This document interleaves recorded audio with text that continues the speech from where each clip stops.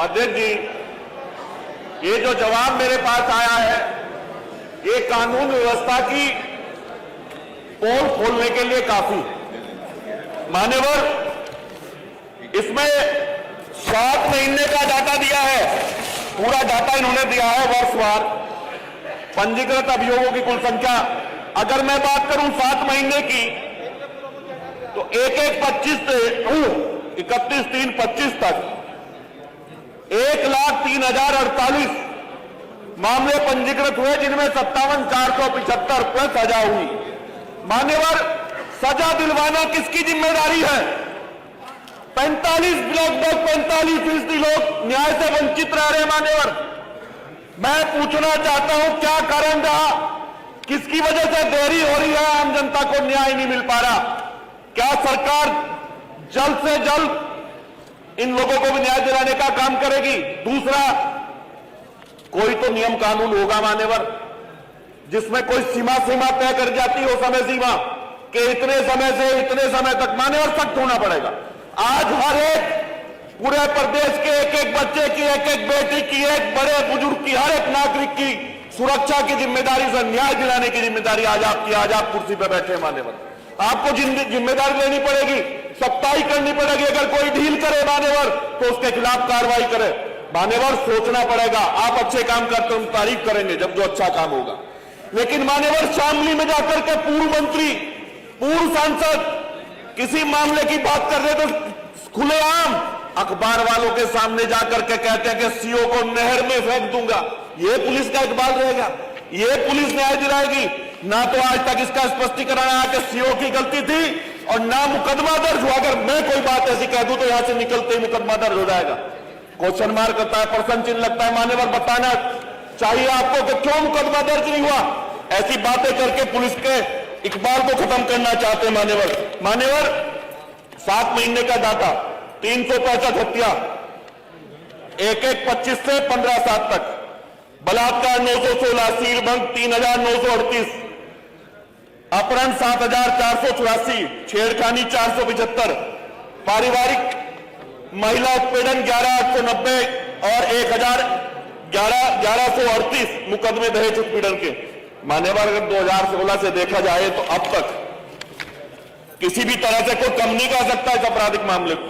मान्यवर, एक सवाल मैंने आपसे पूछ लिया कि जो 57,475 यानी जो बचे लोग हैं, उन्हें न्याय कब तक मिलेगा? कोई समय सीमा तय करेंगे? नहीं करेंगे? अध्यक्ष जी, बड़ा गंभीर मामला है। आपके माध्यम से पूछना चाहता हूं, भारतीय न्याय संहिता के अनुसार प्रत्येक जनपद में, एक जनपद में जनता को न्याय दिलाने के लिए, जल्दी और सही न्याय दिलाने के लिए एक जनपद में कितनी फॉरेंसिक टीम होनी चाहिए? क्या उत्तर प्रदेश में फॉरेंसिक टीम की कमी है? अगर कमी है तो कब तक यह दूरी करी जाएगी? और फॉरेंसिक टीम की अच्छा न्याय दिलाने के लिए आवश्यकता है। मान्यवर, हर जनपद की बात की।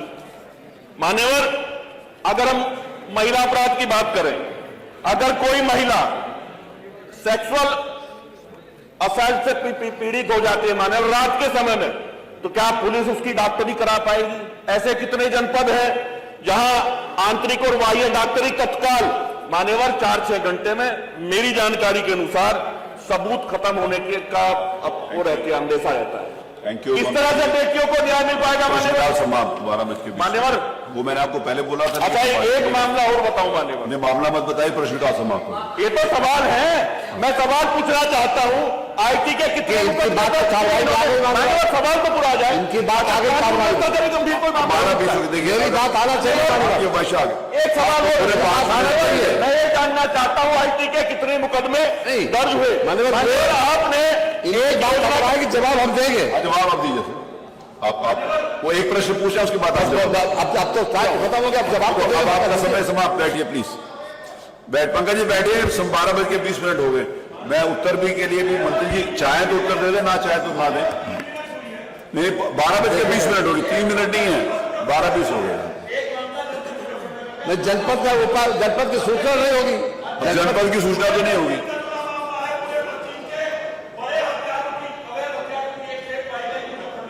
वो आप लिख के अलग से तो जानकारी कर देंगे।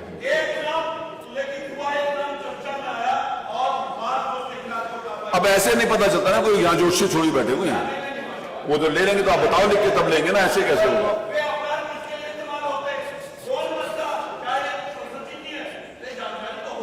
बैठिए प्लीज।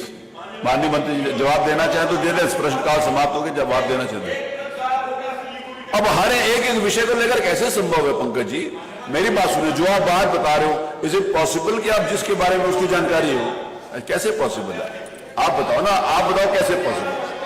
माननीय अध्यक्ष जी, माननीय अध्यक्ष जी, आप बैठिए। ये हर चीज के अंतर्गत आपको पूरा अवसर दिया गया, आगे पूरी 12:20 हो गए, मैं मंत्री जी को सिर्फ जवाब देने के लिए नहीं, हर चीज का समय तय। बैठिए प्लीज।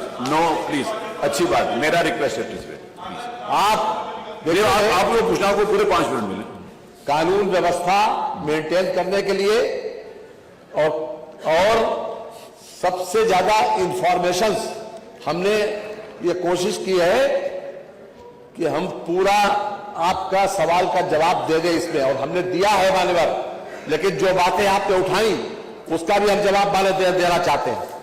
एक आपने उठाई सजा की बात, तो मैं उदाहरण के तौर पर बताना चाहता हूं, इस सरकार ने पहली बार 2024 में 100 दिन में ऐसे 6 केसेस हैं जिसमें 100 दिन में FIR से लेकर और कन्विक्शन सजा तक मात्र 100 दिन में 6 केसेस में सजा दिलवाई वाले वाला, इसका जवाब दे देंगे, उदाहरण बता देंगे।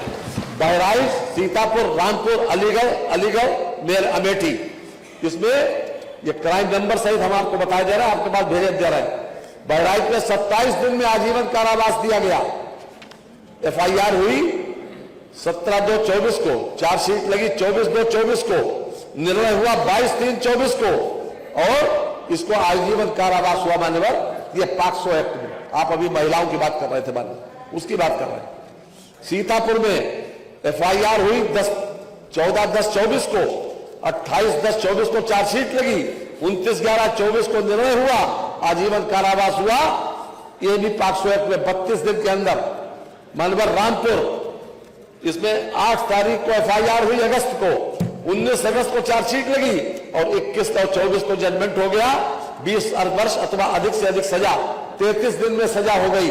मानवर इस तरीके से 6 केसेस ऐसे हैं जिसमें 55 दिन, 79 दिन, 93 दिन, ये 24 में सजा हुई मानवर, और 25 में ऐसे 11 केसेस हैं जिसमें 134 दिन में, कम से कम 22 दिन में, और ज्यादा 134 दिन में ये सजा हुई मान्यवर। हम आपको दोनों कागज भेजे देते हैं और आपको भी भेजे देते हैं। बलरामपुर, जौनपुर, चित्रकूट, फिरोजाबाद, श्रावस्ती, बुलंदशहर, हाथरस, रामपुर, बदायूं, रामपुर, ट्रांसजेंडर कमिश्नरेट गाजियाबाद, इसमें 22 दिन से लेकर 134 दिन के अंदर सजा हुई। सजा अपने आप में यह शो करती है कि हम किसी भी तरीके से, कोई भी आदमी को यह हिम्मत न हो कि उस लाइन पर जाए कि वो अपराध का रास्ता इस्तेमाल करे। ये इतनी जल्दी सजा किसी कार्यकाल में मान्यवर नहीं हुई। यह हमने सजा दिलाई, और एक वैधानिक तरीके से, एक न्यायिक प्रक्रिया तरीके से रही बात फॉरेंसिक की बात पे बात करी, आपकी भी सरकार रही, लेकिन हमने इस समय 12 फॉरेंसिक लैब एग्जिस्ट कर रही है। इस समय फॉरेंसिक लैब आगरा, लखनऊ, गाजियाबाद, कन्नौज, गोरखपुर, प्रयागराज, मुरादाबाद, बनारस, गोंडा, झांसी, अलीगढ़, बरेली, और 3 अंडर कंस्ट्रक्शन है, अयोध्या, बांदा, बस्ती, और 3 के लिए जितनी जगह मिल जाएगी उसको भी पूरी कर देंगे। यानी पूरी सभी मंडलों में, 18 मंडलों में फॉरेंसिक लैब स्थिति, और हर जिले में 2-2 मोबाइल फॉरेंसिक व्यवस्था की गई। मानवर हर तरह से इस सरकार ने पूरी मुस्तैदी के साथ कानून व्यवस्था को मेंटेन करने का काम किया है, और मैं समझता हूं कि पूरे प्रदेश नहीं, पूरे देश और दुनिया में इस बात की कीर्ति है कि योगी सरकार में कानून व्यवस्था 1 नंबर किया बात। आज दिनांक, अब वो प्रश्नकाल समाप्त, अब नहीं उसके अनलिमिटेड पीरियड के लिए नहीं होता। पंकज जी, आप तो वरिष्ठ सदस्य हो, प्लीज। माननीय अध्यक्ष जी, माननीय नेता प्रतिपक्ष। एक बहुत गंभीर मामला मैं आपके संज्ञान में, आपके माध्यम से सदन के संज्ञान में लाना चाहता हूं। फतेहपुर में एक मकबरा था, उस मकबरे पर कब्जा करने के लिए 7 दिन पहले से ऐलान किया गया। माननीय नेता प्रतिपक्ष, आपको इस बात की के लेकिन पूरी बात पहले जानकारी देंगे तब वो लेके रखेंगे ना। आपको पहले जानकारी देते तो अरे मैं अभी जल्दी कहा है तो कहाँ वो जानकारी उनके पास होगी। सरकार को कले से बवाल चल रहा है। मैंने खुद पूछा था गृह सचिव से, उन्होंने बताया साहब वो एक संगठित ढंग से एक पार्टी के नेता ने ऐलान किया कि यह मकबरा हिंदुओं का है, हम इस पर कब्जा करेंगे, और भारी संख्या में लोगों को लेकर वहां आए। ये सही है कि पुलिस ने उसकी बैरिकेडिंग की, लेकिन बैरिकेडिंग के बाद जितनी पुलिस की आवश्यकता थी वहां रोकने के लिए वो नहीं था। ये लोग आए और हल्ला करते हुए पुलिस को धक्का मुक्की देकर उसमें घुस गए और तोड़ फोड़ किया। इससे सांप्रदायिक सौहार्द बिगाड़ने की कोशिश भारतीय जनता पार्टी की सरकार कर रही है। ये नहीं चाहती है कि उत्तर प्रदेश में शांत व्यवस्था बनी रहे। ये केवल यही नहीं, मेरे यहाँ एक 2.0 हेक्टेयर में छोटा सा मजार था और आपके नेता ने जबरदस्ती उसको उजड़वा दिया।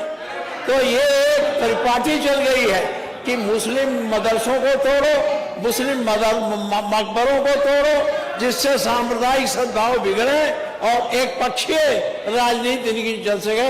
इसलिए माननीय मैंने इस पर आपके माध्यम से सदन का ध्यान आकृष्ट किया। सरकार के पास कोई बयान हो तो बतावें क्या हो रहा है वहां।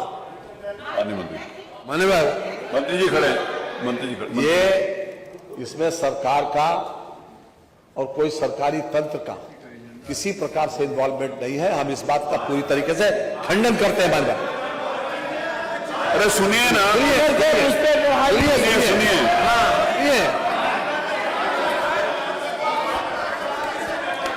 पूरी तरह सुनिए माननीय, ये सुनिए पूरी बात। कोई विषय है तो बात का सुनिए ना।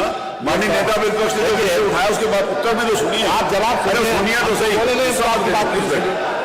पूरी अगर कोई विषय है तो आनंद जी बताइए। इसमें क्राइम नंबर 300। सुनिए वो पूरी बात। आपने विषय उठाया तो उत्तर में तो सुनिए, सरकार का पक्ष में तो सुनिए। क्राइम नंबर 319, अरे बैठिए। थाना कोतवाली फतेहपुर 11/8/2021 को शाम को 6:21 पर इस पर रिपोर्ट लिखी गई। मालूम रिपोर्ट लिखी गई और ये 11 लोगों के नामजद रिपोर्ट है, और नहीं 10 लोगों के नामजद है और 11वां 150 लोग अज्ञात। इसमें ज्ञान नामजद रिपोर्ट है। मालूम हम नाम पहले दे रहे हैं। मालूम ये क्राइम नंबर बता दिया और धारा बता दें। भारतीय न्याय संहिता 190, 191(2), भारतीय न्याय संहिता BNS 191(3), भारतीय न्याय संहिता BNS 301, 196, आपराधिक कानून संशोधन 7 क्रिमिनल लॉ अमेंडमेंट एक्ट 7, सार्वजनिक संपत्ति नुकसान निवारण अधिनियम 2 और सार्वजनिक संपत्ति नुकसान निवारण अधिनियम 3। ये अपने आप में कल की जो घटना थी बाकायदा इस पर रिपोर्ट पंजीकृत हुई और पूरी तरीके से कानून अपना काम करेगा। जो भी कानून को अपने हाथ में लेने की कोशिश करेगा, जो भी कानून को अपने हाथ में लेने की कोशिश करेगा, उसको न्यायिक प्रक्रिया के तहत दंड जरूर मिलेगा। माननीय जरूर मिलेगा। यही मैं कहना चाहता हूँ। आपके पार्टी और वहाँ सफाई दर्ज हो गई है, मुकदमे में उनका नाम नहीं है। अरे अब है कि नहीं? पार्टी के जिलाध्यक्ष ने घोषणा की। आपका मन नहीं है क्या चलाने का? पूरा जवाब आ गया सरकार की तरफ से। एक घटना हुई है, कल ही उसका जवाब माननीय मंत्री जी ने दे दिया।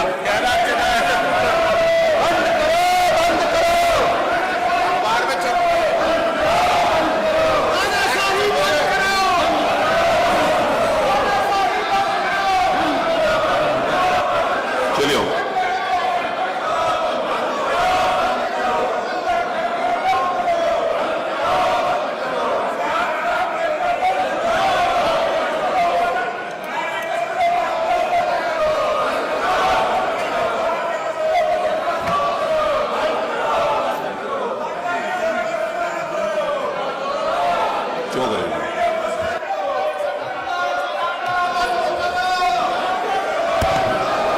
कल एक सुनिए कल एक मिनट, अगर आप लोगों में से मेरा निवेदन है, मेरा सुन लीजिए प्लीज।